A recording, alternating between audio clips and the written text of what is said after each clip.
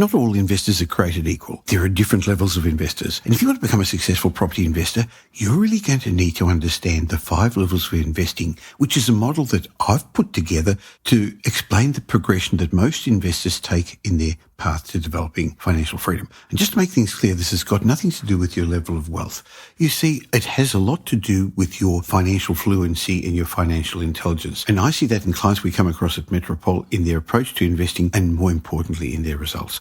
So if you want to work your way up the rung of investors, as I'm going to explain to you how to do, you're going to have to understand which level you're currently at and what you have to do differently to get to the next level. Some investors try to become more than their education has prepared them for. And others, they just plateau out. They stay in the same level. So if you can understand the different levels of investors, which I'm going to explain to you, then you're going to know what type of investor you are, what type of investor you want to be, and work out what goals you're going to need to get you there. So I've seen lots of people ask me advice on investments, and I can tell from their questions that the experience level just doesn't match the type of investments they're pursuing. It's a bit like trying to, race the Tour de France and still having training wheels on your bike. So I hope in today's session, which is a slightly longer one, and it's really a monologue for me. You know, often in this show I have guests that we have a chat with, but today it's just me explaining to you about the 5 levels of investing. I'm doing it on my own because I believe it's a really important message for you.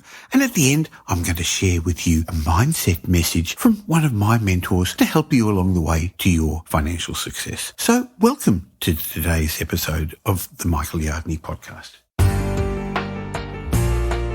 Welcome to the Michael Yardney podcast, where twice each week you will learn a number of new ideas regarding success, property investment and money in around 30 minutes. Our show is brought to you by Metropole, who specialise in helping you grow, protect and pass on your wealth through strategic property and wealth advice. Now here's your host, Michael Yardney, Australia's most trusted property commentator who has once again been voted Australia's leading property investment advisor. That's the 5th time he's won a similar award in the last 7 years.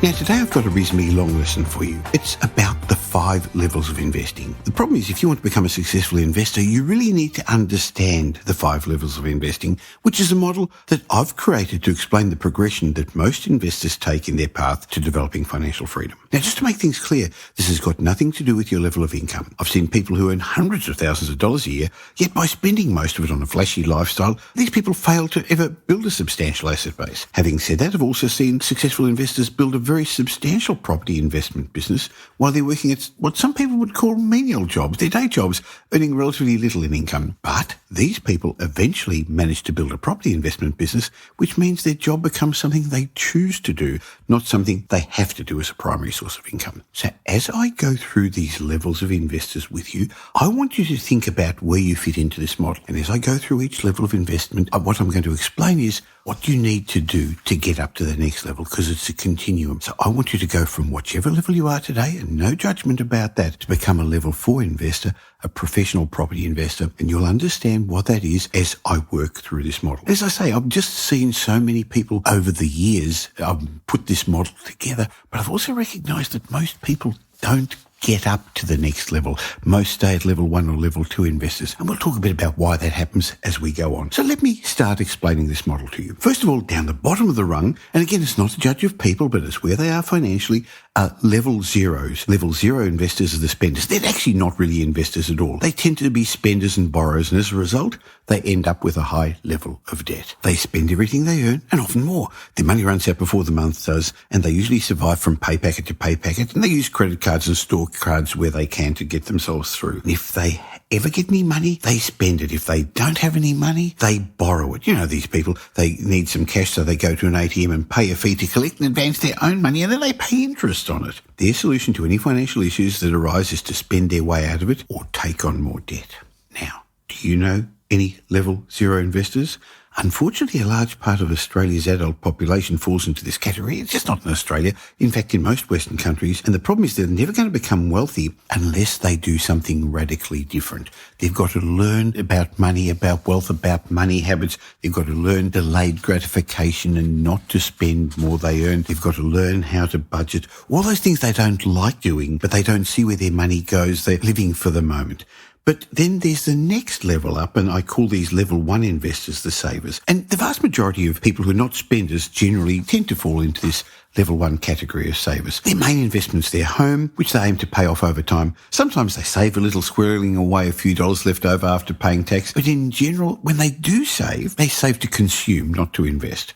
Savers, they tend to be afraid of financial matters. They're generally unwilling to take risks. But it's not their fault. They're following the plan their parents and their grandparents followed. They were told, get a steady job, buy a house, pay it off, save a nest egg for retirement. The problem is saving, or even owning your own home, just won't make you rich. What usually happens is they work really hard over their lifetime, diligently saving a bit, paying off their home, and all they're left with at the end is a modest, most likely old and tired house. Savers are what I call financially illiterate. So if you know any level 1 investors, maybe somebody close to you that you know too well, your job will then be to focus your efforts on building a solid base of financial and investment skills upon which you can grow your financial future.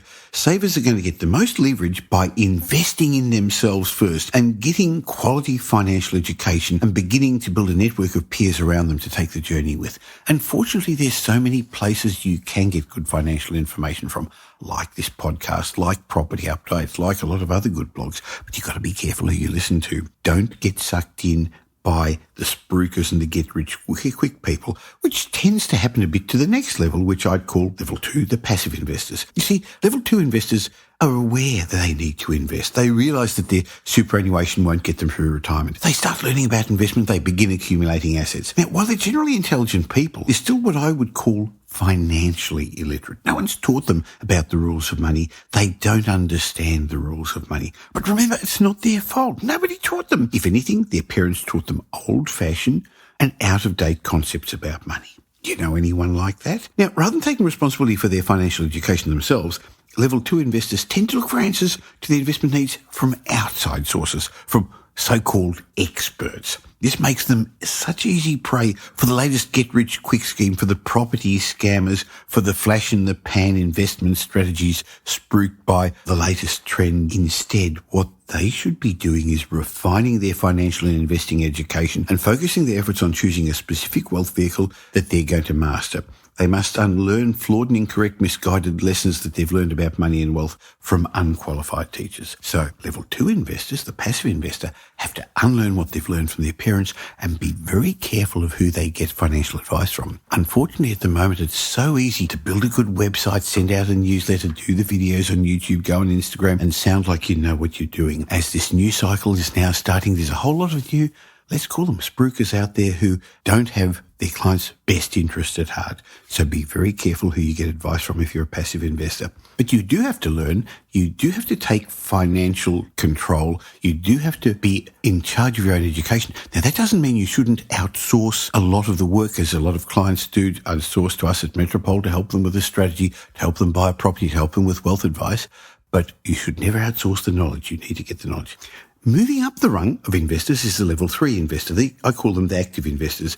Level 3 realise they've got to take responsibility for their financial future, so they become actively involved in their investment decisions. So the next one up the rung are level 3 investors, what I call the active investors. They realise that they've got to take responsibility for their financial future and become actively involved in their investment decisions. They become financially literate because they build a knowledge base of investment strategies and techniques. They're starting to get their money working for them. And that's where I want you to start to move up to. So these investors are actively participating in the management of their investments, and they are concentrating on building their wealth. Their main focus is not on cash flow. They recognise they've got to build an asset base. Now, by saying they're an active investor, I'm not saying they're managing their property themselves. I'm not saying that they're going out even sourcing the properties for themselves or doing the research. They've got a good team around them, but what they do is they first get the knowledge so they can understand who's on their side and who's actually working for the property marketers and the project marketers, so these people don't buy off the plan investments or rental guarantee properties in regional Australia, because they recognise that their job is to build assets. So they're at the asset accumulation stage of their investment life, and they've generally moved now to high growth, low yield investments to grow their wealth. So they're not chasing the quick cash flow the level 2 investors are. And that's where residential real estate really shines. It's the best asset class I know for growing your wealth. So level 3 investors usually leverage their time and expertise by having a network of industry professionals because they realise they can't do it all themselves. They also upgrade their network of advisors and peers, and they join mastermind groups of like-minded people because they want to move to the next level, the pinnacle that I call a level 4 or a professional investor. Now, a very small group of investors reach this top rung of the ladder. Very few become what I call a level 4 professional investor who build and now manage a true investment business. A level 4 investor's property investment business has got a substantial asset base that keeps generating sufficient recurring passive income to pay for their lifestyle costs, plus keep growing their investment portfolio, whether they've got a job, a real job, or not. So a lot of these people still have a real job. They've got a business or a profession or a job, and then they have this separate property investment business that doesn't have as many moving parts. They're generally well educated, they're financially fluent, they're comfortable with the language of money, they understand how the game of money is played. They understand the system of finance, tax and the law, and they've learned to use it to their advantage. These investors tend to concentrate on optimizing the performance of their properties, while at the same time, they actually don't take risks. They minimize their risks. Some of them are still at the accumulation stage, but now as they start to build an asset base, they start to become more interested in cash flow that'll allow them to get the most out of their life. So rather than investing what's left after they've spent the money that they've earned, they've got the correct tax structures in place to enable them to spend what's left over after their money starts making investment decisions. They keep ploughing cash back into further investments. They've got a finance strategy. They've got financial buffers to buy themselves time, to see themselves through the ups and downs of the economic cycles or the property cycles. And they understand the law as it relates to property, so they don't make the mistakes so many beginning investors do. Now, these level 4 investors, these professional investors, don't hand control of their investments over to others. They still retain control while employing a proficient team. They've got accountants, they've got finance brokers, they've got property managers, they have property strategists and solicitors. They've got people who've got great systems to achieve repeated and consistent results. Results that are reliable, results that are predictable. So this gives level 4 investors the freedom to choose whether they get up in the morning, whether they go to work or not. Many still continue working, I do, because they enjoy it. But now they go to work because they choose to, not because they have to. Others find time to contribute more to the community or to charities. Neither the state of the economy or the stage of the property markets really seems to phase to affect these professional investors. They seem to make money in good times, good economic times and bad. But the big point is that level 4 investors rarely stop educating themselves. They read, they still attend seminars, they surround themselves with a team of advisors and mentors. And I come across a lot of level 4 investors at Wealth Retreat. And people would wonder why, when you're already financially successful, would you spend 5 days and $10,000 to go and learn more? And the answer is because they're prepared to pay for solid advice. They're prepared to keep growing and improving, not only to increase their wealth, but also to protect their assets from all sorts of things like opportunistic family members, lawsuits, the government. You're going to find level 4 investors personally own very little in their own name. They instead own nothing but control everything through companies and trusts. By controlling the legal entities that own their assets, these investors gain considerable legal tax benefits. They also have asset protection from this. Now, a final point about level 4 investors is that they teach their financial knowledge to their children.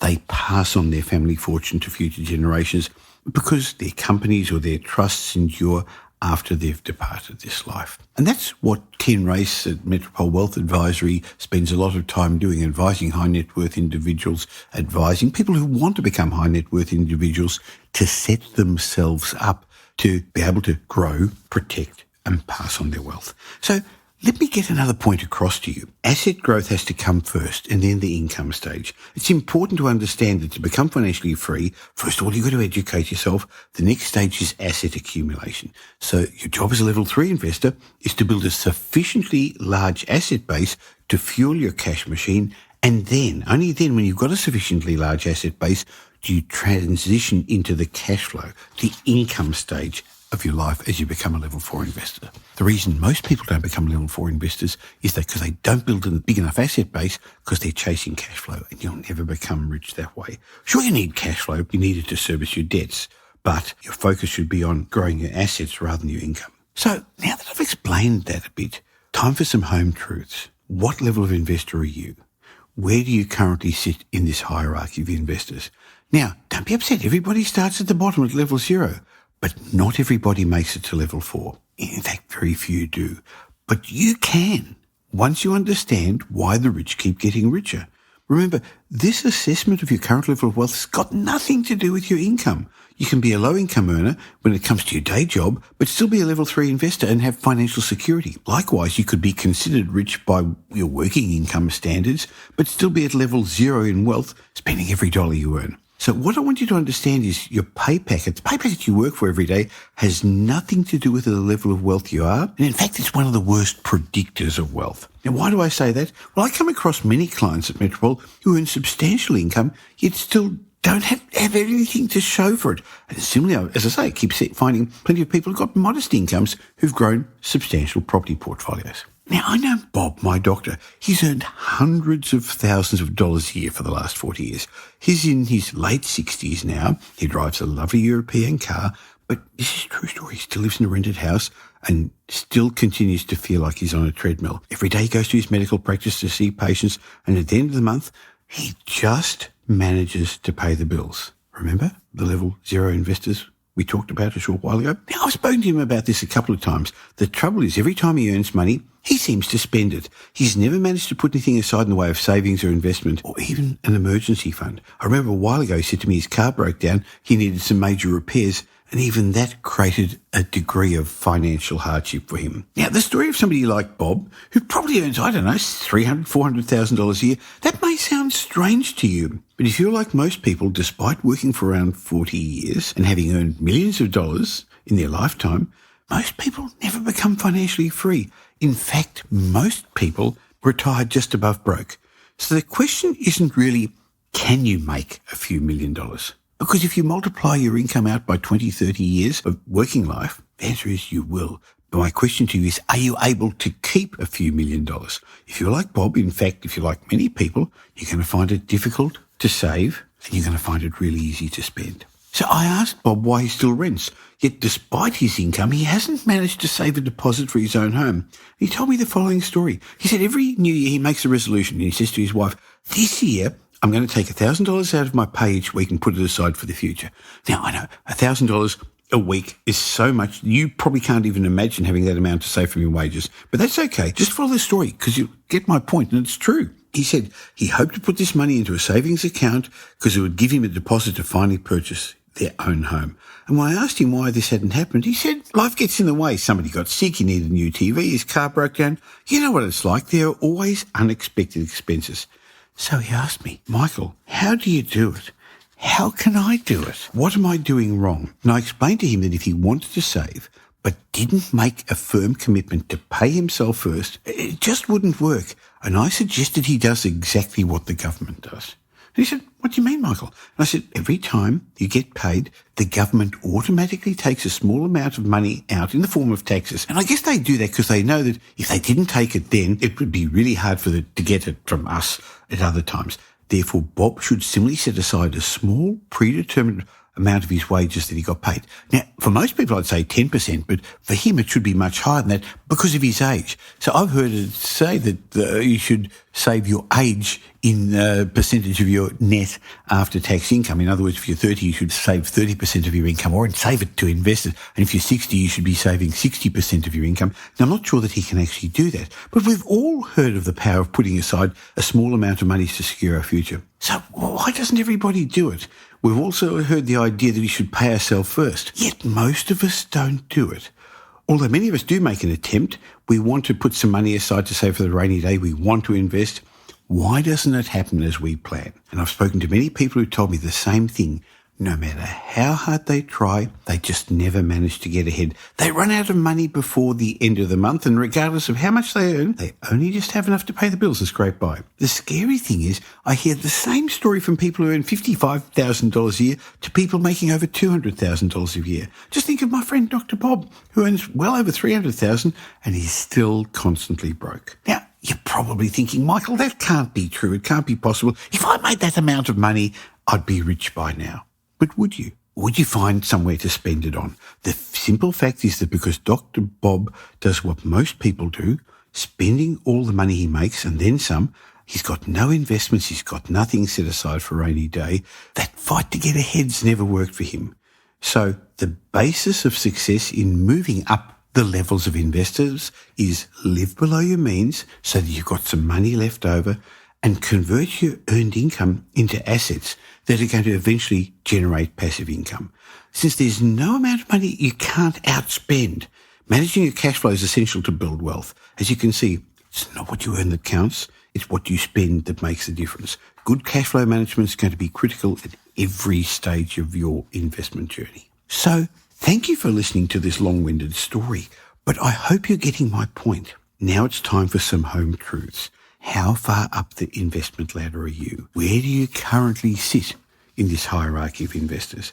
Remember, this assessment of your current investment level has nothing to do with your income, as I've explained. You could be a low-income earner on your day job, but still be a level 2 or level 3 investor. Likewise, you could be considered rich, but not have much to show for because you spend everything you earn. So I want you to understand that active income, the income you make, the pay packet you work for, has nothing to do with the level of investor. And in fact, it's one of the worst predictors I've found. But one of the great things about financial freedom is you're going to have the freedom to choose this lifestyle that you want to live.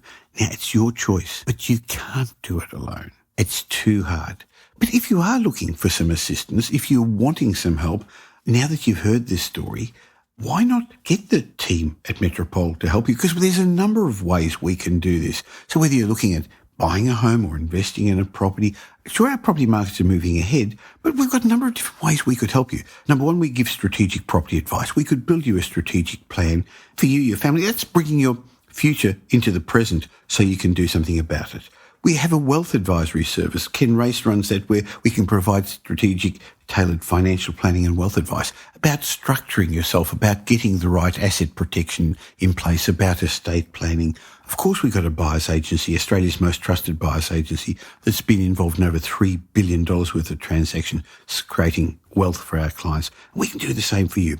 We've got our own on-the-ground teams in Melbourne, Sydney and Brisbane, and they bring you years of experience. They bring you perspective, something that money can't buy. So we can help you buy a home or an investment property. And of course, our property management services in Melbourne, Sydney and Brisbane give stress-free property management. We look after $2 billion worth of property for our clients, so we know what works and what doesn't and how to make you rich. So thank you for allowing me to share these 4 levels of investors with you.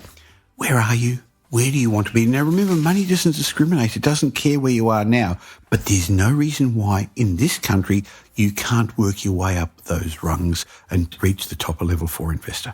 Let me ask you a question. Do you want to be a level 4 investor? Then invest in yourself first. Get a good team around you. And I hope to be part of your wealth creation journey. Now here's Michael's mindset message. Remember, a change in your thinking will lead to a change in your life.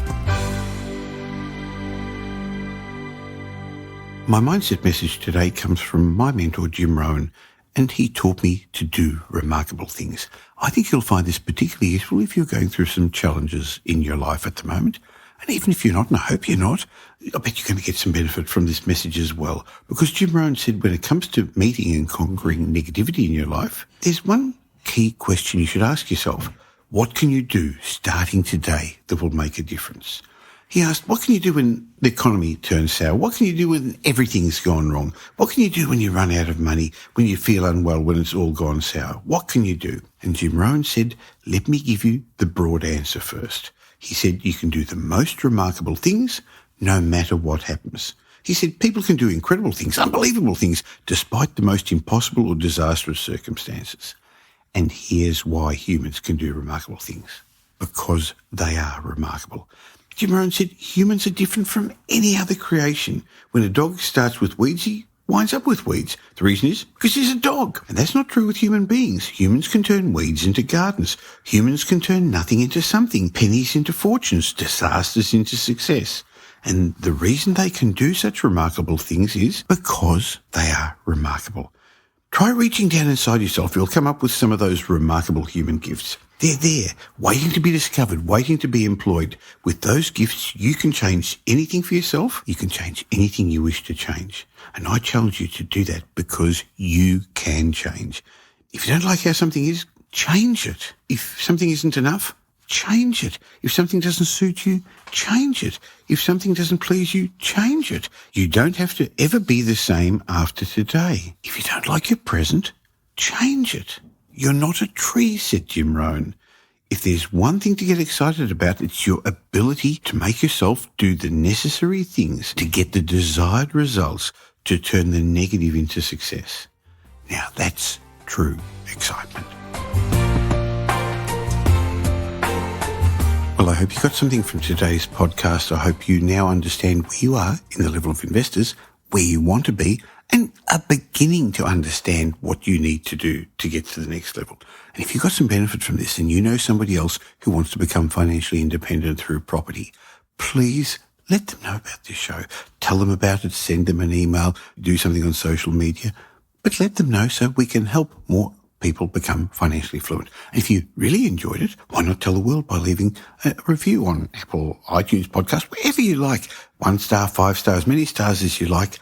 And if I read out your review, I'm happy to give you a gift as a way of saying thank you, a gift of one of my books, as I'm going to do for Sash, who left a review last year. It takes me a while to get through some of these because I get so many each week, but I really appreciate it when you do them. So if you hear your review read out, email me, michael@metropole.com.au, and I'd be happy to gift you a book as I'm going to send to Sash, who said highly recommended, 5-star review. Even though I've been following Michael through his email subscription for some time now, this is the first time I've listened to his podcast, and boy, am I impressed. Great content, which I'd strongly recommend to anyone who's interested in property investing and wants to get out of the rat race. Well, Sash, I hope you really got benefit from today's show, which was to help you get out of the rat race.